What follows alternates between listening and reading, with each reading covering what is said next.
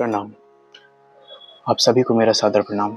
मैं अखिल विश्व गायत्री परिवार से सुयश सोनी आपका पुनः स्वागत करता हूँ हमारे इस यूट्यूब चैनल ब्रह्म ऋषि विश्वामित्र शोध संस्थान में, जिसमें हम डिस्कस करने वाले हैं इंसोम्निया के बारे में, या जिसे हम आम भाषा में अनिद्रा कहते हैं। जिस प्रकार से एक ह्यूमन बॉडी को वर्क करने के लिए फूड, एयर एंड वाटर की ज़रूरत होती है, ठीक उसी तरीके से एक फैक्टर और है जो कि ह्यूमन बॉडी को सही तरीके से वर्क करने के लिए एक बहुत इम्पॉर्टेंट रोल प्ले करता है, और वो है आपकी नींद। इसको हम एक एग्जांपल के थ्रू यदि हम इसे समझेंगे तो एक सिस्टम को या किसी पीसी या लैपटॉप या मोबाइल को सही तरीके से वर्क करते रहने के लिए समय समय पर बूट होना पड़ता है, रीस्टार्ट होना पड़ता है या अपडेट होना पड़ता है। वो बूटिंग प्रोसेस के थ्रू जाता है और इसी बूटिंग प्रोसेस के बाद वो सिस्टम हमारा अच्छे से वर्क करता है, एक बहुत ही स्मूथ तरीके से वर्क करना चालू करता है। ठीक इसी तरीके से हमारी बॉडी भी 24 घंटों में से कुछ घंटों के लिए बूटिंग प्रोसेस में जाती है, और उस बूटिंग प्रोसेस को हम नींद कहते हैं। और जैसे ही हम इस बूटिंग प्रोसेस में जाते हैं, ये हमारी बॉडी को रिलैक्स और हमारी माइंड को एक नई ऊर्जा प्रदान करता है। जब हम दिन भर के काम करते हैं या दिन भर हम अपने वर्क में बिजी रहता है, तब हमारे अंदर एक एंडोसिन नाम का केमिकल रिलीज होता है, और ये जब केमिकल अधिक मात्रा में इंक्रीज हो जाता है तब ये हमें नींद का एहसास कराता है। और साथ ही जो मेलेटोनिन हार्मोन, इस जो हार्मोन हमारा जो है, ये एक कंप्लीट साइकिल में रात को रिलीज होता है, जो कि स्लीप को इंड्यूस करने में हमारी हेल्प करता है। एक प्रॉपर डीप स्लीप हमारी बॉडी में डिफरेंट चेंजेस लाती है। जैसे यदि हम डीप स्लीप लेते हैं या फिर हम अच्छी नींद लेते हैं, तो ये हमारा ब्लड प्रेशर को मेंटेन रखता है, प्लस ये हमारी माइंड के अंदर जो भी हमारा डिटॉक्सिफिकेशन प्रोसेस है, स्ट्रेस लेवल को ये कम करता है, और ये जो है हमारा वेट को भी बैलेंस करके रखता है। साथ ही स्ट्रेस लेवल जब हमारा घटता है तो इससे हमारा मूड अच्छा होता है, और हमेशा जो है हमारा मूड सही रहता है यदि हम डीप स्लीप लेते हैं। साथ ही साथ इसके एक अन्य वो भी है, जिस तरीके से हम बॉडी में डीप स्लीप लेते हैं, हमारे सेल्स एंड हमारे टिश्यूज़ रिपेयर होते हैं। जो भी हम दिन भर में काम करते हैं, जो थकावट हमें होती है, जब हम डीप स्लीप की एक स्टेज में होते हैं, तब हमारा माइंड एंड बॉडी पूरी तरीके से रिपेयरिंग होती है। आइए अब हम उस विषय को हम डिस्कस करेंगे, जो विषय आज का हमारा मुख्य विषय है, जो है इंसोम्निया या अनिद्रा।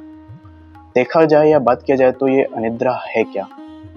अनिद्रा को हम ऐसे समझे कि पर्याप्त समय होने के बावजूद भी आपकी नींद पूरी ना होना, या फिर नींद यदि लग भी रही है तो वो टिक के नहीं लग रही है। मतलब यदि आप सो रहे हैं तो आप बार बार रात को उठ जाएंगे, बीच बीच में आपकी नींद टूटेगी। तो ये सारे सिम्टम्स है इंसोम्निया के, इसे ही हम अनिद्रा कहते हैं। अनिद्रा के दो टाइप्स हैं। पहला है हमारा एक्यूट इंसोम्निया एंड सेकंड है हमारा क्रोनिक इंसोम्निया। दोनों को हम ब्रीफ में डिस्कस करते हैं।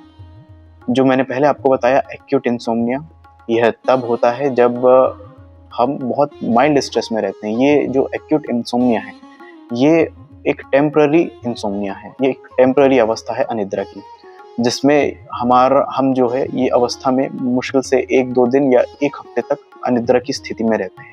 मतलब हमें अच्छे से नींद नहीं लग पाती है, और इस स्थिति का कारण हो सकता है आपका वर्क प्रेशर, आपका एग्जाम्स, आपका इंटरव्यू, जो कि बहुत टेम्पररी समय के लिए है, या फिर घर में कुछ इश्यूज चल रहे हों जो एक टेम्पररी समय के बाद समाप्त हो जाते हैं। इस अवस्था के बीच में आने वाली जो अनिद्रा है, उसको हम एक्यूट इंसोम्निया कहते हैं। सेकेंड है हमारा chronic insomnia. Chronic insomnia acute insomnia से बहुत डिफरेंट है। क्रोनिक इंसोम्निया में जिस प्रकार से एक्टिव इंसोम्निया की स्थिति, अवस्था जो रहती है, वो एक टेम्पररी पीरियड के लिए आती है, और जो क्रोनिक इंसोम्निया है ये एक लंबे समय के लिए आता है। जैसे इस अनिद्रा की अवस्था लगभग कम से कम आपकी महीनों या कम से कम 1 साल तक की रहती है। इसके बहुत सारे वेरियस कारण है, जैसे कि डिप्रेशन, आपका स्ट्रेस लेवल बहुत अधिक होना, आपका हार्ट डिसीज, एंड यदि आप कोई चोट लगी है आपको, या फिर आपको ऐसा कोई हॉस्पिटल कोई ऐसी मेडिसिन चल रही है, न्यूरोलॉजिकल मेडिसिन चल रही है, इसके भी बहुत सारे इफेक्ट होते हैं जो अनिद्रा का कारण बनते हैं, जिसे हम क्रोनिक इंसोम्निया कहते हैं। ये दीर्घकाल के लिए आती है, इसको दीर्घकाल अनिद्रा के नाम से भी हम जानते हैं। आइए डिस्कस करते हैं इस इंसोम्निया या अनिद्रा के लक्षण को। सबसे पहला लक्षण है जिसे कई लोग फील करते हैं, कई लोग महसूस करते हैं, कई लोगों ने हमें बताया है कि जब वो सोने जाते हैं तो उनको नींद नहीं लगती। वो 1.5 से 2 घंटे तक केवल करवटें बदलते रहते हैं, या तो अपनी बेडशीट एडजस्ट करते हैं या बेड एडजस्ट करते रहते हैं ताकि उन्हें नींद आ जाए। तो ये एक हो गया हमारा पहला सिस्टम कि सोने के समय हमें बहुत देर तक नींद ना लगना। ये हो गया हमारा फर्स्ट सिम्टम्स अनिद्रा या इंसोम्निया का। सेकेंड सिस्टम ये है कि यदि हम स्लीप कर तो रहे हैं, हमें नींद आ तो रही है, पर वो नींद जो है टूट के आती है। मीन्स हम यदि सो रहे हैं तो हम बीच बीच में कई बार उठते हैं और फिर हमें दोबारा नींद लगाने में प्रॉब्लम होती है। ये हो गया हमारा दूसरा सिस्टम। थर्ड इसका सिस्टम ये है कि यदि हम प्रॉपर स्लीप नहीं लेते हैं या फिर जिसको अनिद्रा या इंसोम्निया है, तो वह सोने के बावजूद भी जब वो उठेगा तब उसे थकान महसूस होगी, उसे रिलैक्सेशन महसूस नहीं होगा। यदि हम सोने के बाद भी थकान महसूस कर रहे हैं तो यह भी एक मेन सिम्टम है हमारे इंसोम्निया और अनिद्रा का। इसके कुछ और साइड सिम्टम्स या साइड के लक्षण इससे देखे जा सकते हैं, जैसे आपका समय समय पर सिर दर्द होना, कई लोगों को माइग्रेन हो जाता है, समय समय पर सिर दर्द होना, आपका वेट एकदम से बढ़ना या फिर रैपिडली कम हो जाना, हमेशा आप चिड़चिड़ेपन में रहेंगे, घर में किसी की कुछ बात चलते रहेगी, उसमें आपको कंसंट्रेशन या उसमें आपका मन नहीं लगेगा, या फिर अपने वर्क में आप हमेशा कंसंट्रेशन आपका लो रहेगा। ये सारे सिम्टम्स हैं अनिद्रा के। जैसे कि यदि हम प्रेजेंट रिपोर्ट में देखें, आज की ताज़ा रिपोर्ट में देखें, तो according to the Times of India, Lucknow के एक हॉस्पिटल ने, वहाँ का एक मेडिकल स्टाफ, एक मेडिकल इंस्टीट्यूट ने एक रिसर्च करी है जिसमें उन्होंने बताया है कि पिछले कुछ समय से, पिछले कुछ साल से या कुछ महीनों से जो अनिद्रा के मरीज़ हैं वो सबसे ज़्यादा इंक्रीज़ हुए हैं, जिनमें सबसे ज़्यादा संख्या टीनेजर्स और युवाओं की रही है। वहाँ के मेडिकल एक्सपर्ट्स ये बताते हैं कि इसका मुख्य कारण है रात में देर से जागकर या तो स्क्रीन टाइम करना या देर रात तक खाना खाना, जो एक प्रॉपर हमारा ईटिंग टाइम है उसके अकॉर्डिंग ना चलना, और देर रात तक खाना खाना, प्लस साथ में जो है हम जो कैफीन हम इस्तेमाल करते हैं, जो कैफीन से रिलेटेड चीज़ें हैं उसका हम ज़्यादा इस्तेमाल करते हैं, तो इससे भी वहाँ पे जो है स्लीप डेप्रिवेशन की प्रॉब्लम देखी गई है।